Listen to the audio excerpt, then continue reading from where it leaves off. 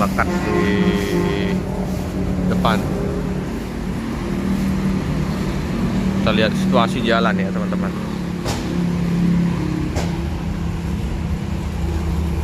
Ini udah perlu peremajaan lagi nih, ganti baju nih. Nah, dempul kiri kanan ini.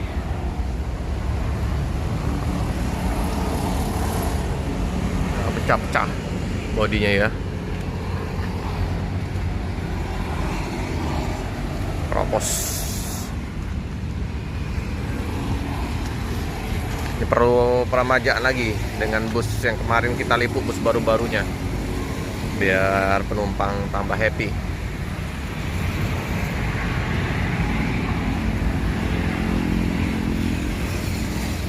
Kadang bus baru